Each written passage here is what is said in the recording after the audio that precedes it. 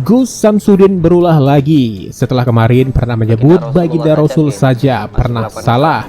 Kini menyebut di dalam pengobatan menggunakan sesuatu yang haram juga diperbolehkan. Halo sobat video informasi, halo netizen, apa kabar semuanya? Apakah ini blender lagi? Dalam tayangan YouTube-nya Gus Samsudin di Padepokan Nurjat Sejati, Gus Udin menyebut kisahnya ketika diobati oleh kiainya sendiri. Jadi waktu itu dia pernah sakit dan diobati oleh kiainya sendiri dengan sebuah buntelan. Dan ternyata isi buntelan itu adalah telek ayam alias kotoran ayam. Atas dasar ini Gus Udin menyebut di dalam pengobatan menggunakan sesuatu yang haram itu diperbolehkan. Di dalam metode pengobatan alternatif, apa yang tidak boleh dilakukan? Namanya pengobatan orang yang sakit itu adalah darurat kalau di dalam usul fikihnya. Maafu, saya pernah ketika sakit lalu diobati dengan kiai saya menggunakan buntelan. Saya pikir itu adalah sebuah mustika atau sebuah pusaka. Tapi ternyata itu adalah sebuah telek ayam yang dikasih ke saya. Lalu apakah ketika kiai saya mengobati saya dengan telek ayam itu sesuatu hal yang tidak diperbolehkan? Boleh. Di dalam pengobatan bahkan menggunakan sesuatu yang haram pun juga boleh. Nah, bagaimana menurut pendapat kalian guys? Mimin mencoba mencari data tentang yang dikatakan Gus Udin tadi. Menemukan sebuah artikel dari karangan karya ilmiah Islamic Teaching Hospital tentang pengobatan dan obat yang halal menurut Islam. Di situ tertulis jelas Islam mengajarkan umatnya untuk mengkonsumsi yang halal dan thoyyib yang ada dalam surat Al-Baqarah 168 dan 172.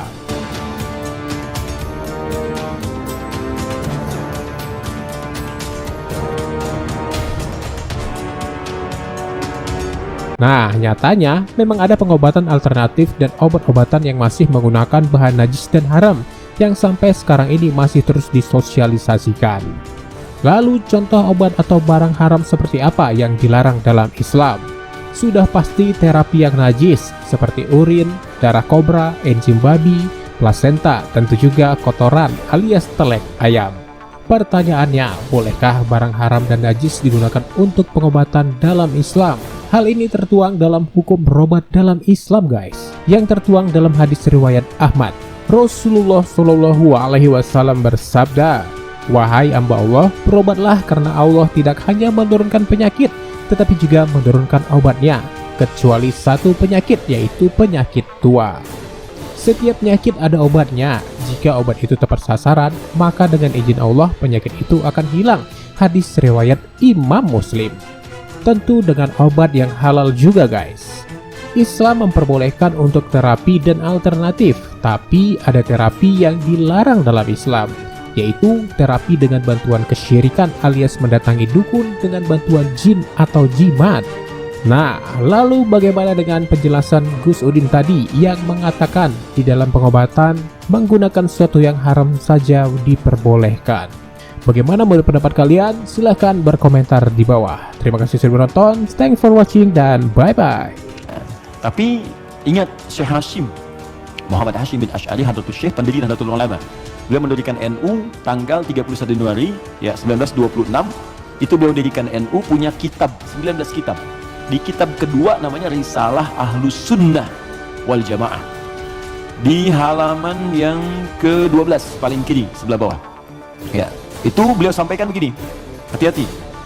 Wa minhum al-abahiyuna, hati-hati ada aliran yang menyimpang di tanah Jawa. Itu diungkapkan di tahun 1333 Hijrah. Sekarang 1431. Sudah berapa tahun? Ya, kurang lebih 100 tahun lah ya. Kurang lebih 100 tahun. Kata beliau, ada aliran abahiyun. Siapa itu? Tokohnya itu ahli zikir. Zikir. Tapi cara zikirnya melahirkan kesimpulan yang menyimpang. Apa kesimpulannya? Kalau sudah dekat dengan Allah, fala yang tabiqu alainal amru wan nahyu. Kalau sudah merasa dekat dengan Allah dengan zikirnya, maka sudah tidak berlaku lagi perintah dan larangan. Di sholat sudah nggak berlaku lagi karena sholat itu masih latihan. Kalau zikir sudah dekat dengan Allah, nggak usah sholat lagi. Maka kalau Anda menemukan yang seperti ini, kata beliau, jauhi, karena itu mengajak pada kesesatan. Anda datang tiba-tiba, ya mungkin panggilannya kiai gitu kan, ya pakai jubah lebih lebar daripada Batman. Kadang-kadang kan tertukar lah sekarang atribut kiai dengan dukun itu disama-samain dan susah gitu kan. Pakai datang Anda konsultasi nanya, Anda nggak tahu karena nggak tahu itu, tiba-tiba waktu zuhur tiba, Allahu Akbar Anda tanya, Pak Yai kok nggak sholat dulu kita? Ada ini, kalau Pak Yai fisiknya di sini, rohnya sedang sholat. Kalau yang seperti itu tandanya dukun, tinggal kan.